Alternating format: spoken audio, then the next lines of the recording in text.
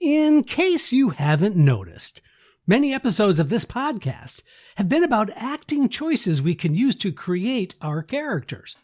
We've shared the value of vocal pitch in our last episode, the beauty of pace, and making moments with beats or pause. Now, last of these tools in our toolkit is often overlooked and underappreciated. I'm talking about the writer's technical shorthand found in every script. That is punctuation. The title of this episode is Being Punctual, but that has to do with time. But you're already here, which means let's put a period on this introduction and exclaim, "This is Casting Actors Cast."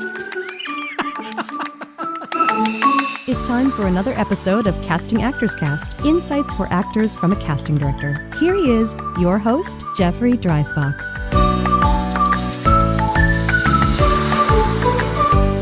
Well, hello and welcome to today's episode of Casting Actors Cast. I'm casting partner Jeffrey Dreisbach in New York with the McCorkle Casting Group in New York. How are you? It's so nice to see you. I'm a casting partner with Pat McCorkle and have been with Pat in the company for about 14 years now. I started as an actor. I made my living as an actor, and then I transitioned into being a casting director. By the way, I'm not one of those casting directors who started as an actor and then became embittered by that experience. No, that wasn't my story at all. Someday I'll go through the entire story of how I transitioned from being an actor to being a casting director and still being a nice guy. But first, this is that moment of the podcast where I get to say thank you so much for tuning in to Casting Actors Cast. We're also being simulcast on YouTube. In other words, I video me doing the podcast. So if you haven't checked out the YouTube channel, please do so. Casting Actors Cast is the name of the YouTube channel. And you can check out all the episodes and see what I look like and see me doing the podcast. Also, I just wanted to say I'm so grateful that you're there. We're well over 100,000 cumulative downloads of this podcast, and I couldn't be more grateful. If you haven't checked out the website, please do so, castingactorscast, all one word, .com. There you're going to find all kinds of freebies, some information. One of the things I'm most proud of, really, is called Jeff's Jots, and that's actual show notes from each of the corresponding episodes. So you can literally follow along. It's sort of like a cheat sheet, I guess, but it's also a guide to help you really understand some of the points that I'm making on whether we're talking about the business of show business or whether we're talking about acting, whether we're talking about the emotional roller coaster ride that we're all on when it comes to being an actor or being in show business. But nevertheless, that Jeff's Jots are the actual show notes that I use when I do my podios, my podcast videos. So that's kind of useful.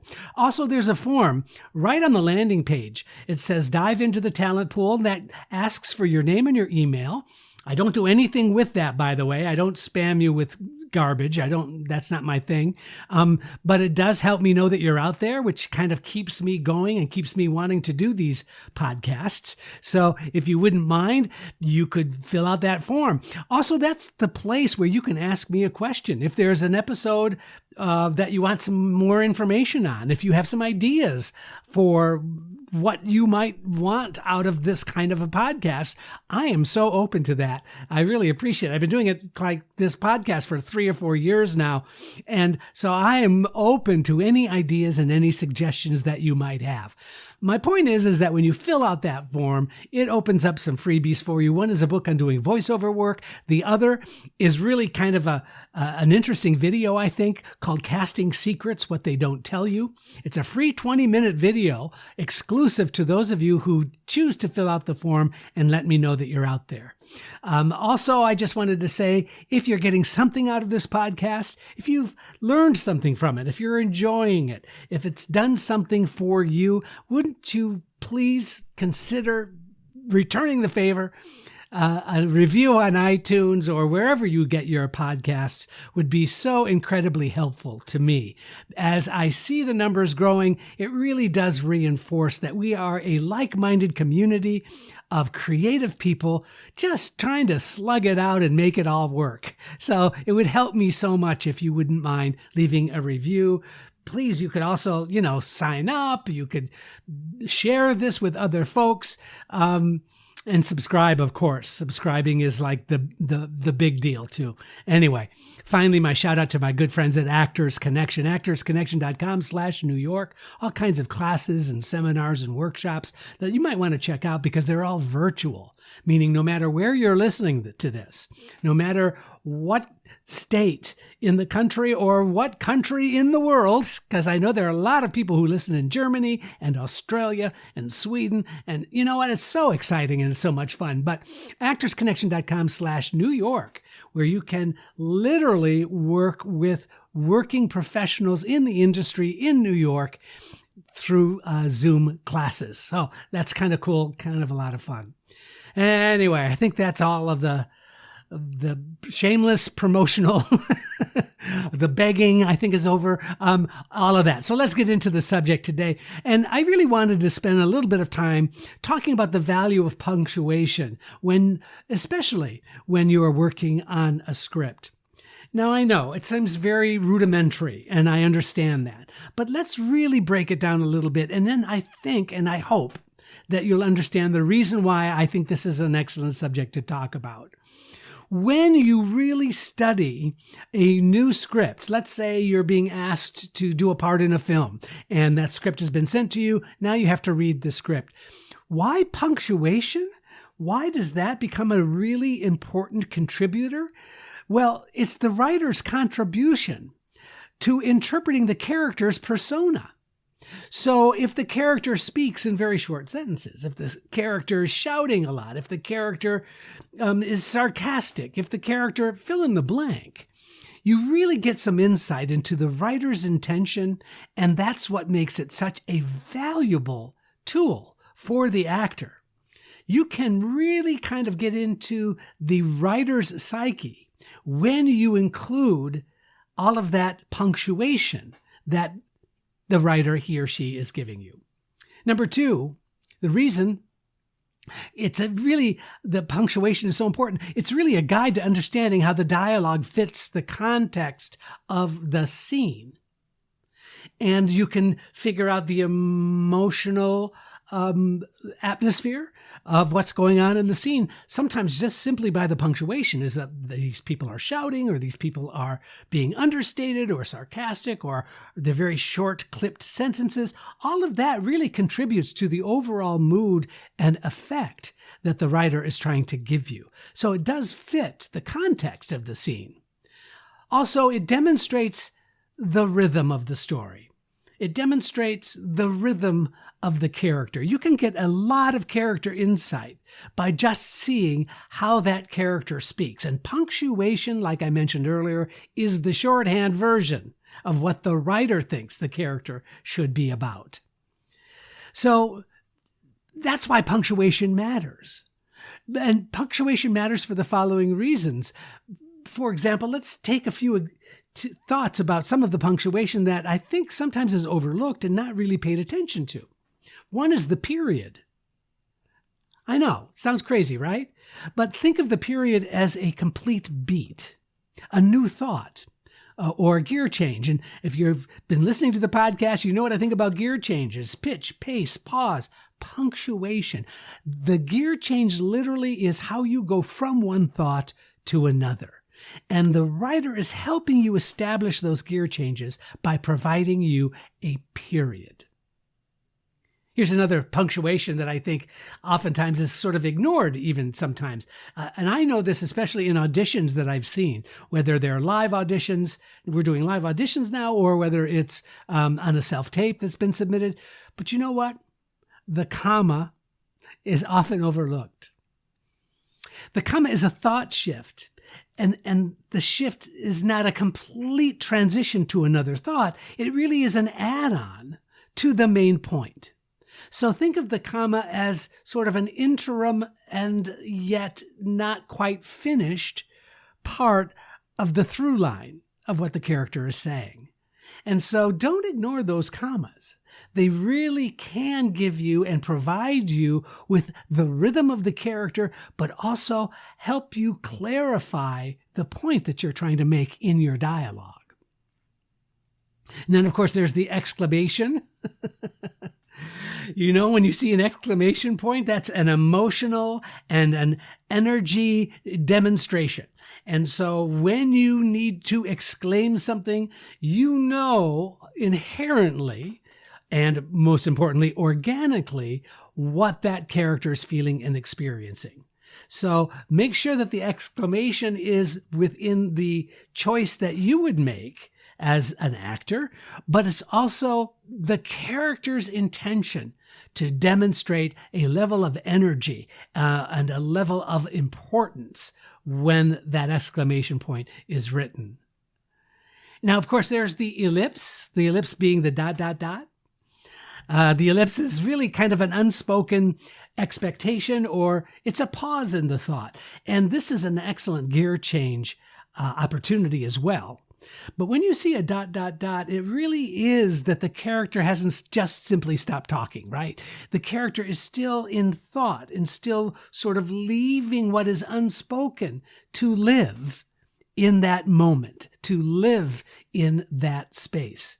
So if you see in the writing an ellipse, don't ignore it. Really do your best interpretive work to figure out what is being thought at the moment that you see that ellipse. Now, it's interesting that sometimes the writer will help you in the following ways. Sometimes you'll see italics. Sometimes the writer will give you italics in the dialogue. And that really simply is a unique interpretation, or you can think of it as a heightened focus. Or the other thing is a parentheses. Now, the parentheses occasionally is used to show the completed thought, but it's not being said.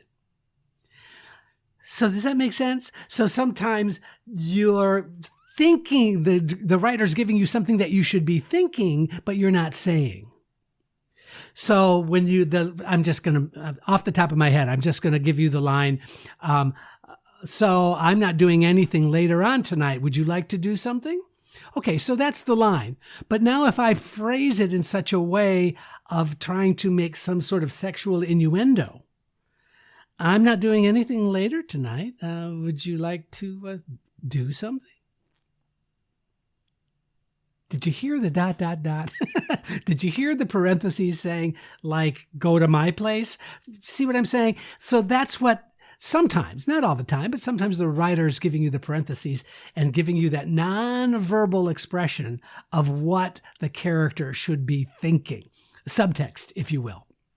So there are some methods to work with punctuation, some methods that can really help you not get overwhelmed by this, but really kind of just embrace this unique and interesting way to approach a script. One is to read the dialogue and the punctuation out loud. Does this make sense? So it's not just you saying the line, but it's you also out loud saying the punctuation. Hi! Exclamation point. How are you? Question mark. I'm fine. I'm thinking of going to the store, but ... So as you're reading the dialogue, include verbally the punctuation. Why? You will be amazed. I'm telling you, you're going to be amazed at how many interesting ways you can interpret that line, and your own sensibilities of interpretation become, I mean, it's amazing. It's almost like shorthand. It's almost like you don't need to have to spend a lot of time figuring it out once you know what that intention is all about. So the other thing that can help you is to simply think in terms of the gear changes that we're talking about whenever the punctuation is seen. For example, there's a gear change at the end of a period. I mentioned this earlier, but the period is the end of one thought and then the beginning of another thought. So make sure there's clarity in that. So whenever you see punctuation, analyze it as a potential place for a gear change. It can be emotional, it can be physical, it can be the pitch of your voice, the pace, the pause, all of those things that we've been talking about. And so don't omit opportunities of interpreting. Use punctuation as emotional guideposts. Issues with being overly focused with punctuation include, number one, becomes about the dialogue and not about the character. So what I'm saying here is that just because I've given you these ideas and exercises, that does not mean you live in that place. In other words, don't live in the fact that you have to do a gear change here. But that's a great way for you to explore. That's a great way for you to try out some ideas to see what feels more appropriate for you in the character. So many times when I make these suggestions, it becomes about the suggestion and not about finding the truth of what the character is driving for or going for. So don't make it about the dialogue and not about the gear change or not about the punctuation. Make sure that you incorporate it, you play with it, and then you do your very best acting. That's what I'm trying to talk about. Now, sometimes the punctuation actually can get in the way of the character. I've worked with some really amazing actors who oftentimes will ignore the punctuation completely just because their interpretation is just a unique and interesting way to approach the part. And it's not I'm making it sound like it's a manipulation or I'm making it sound like it's a falsehood. It's not. It's just that sometimes the punctuation doesn't really help. Now, the writer wrote it, and how much of an obligation do you have to honor what the writer wrote? Well, that's going to be your choice.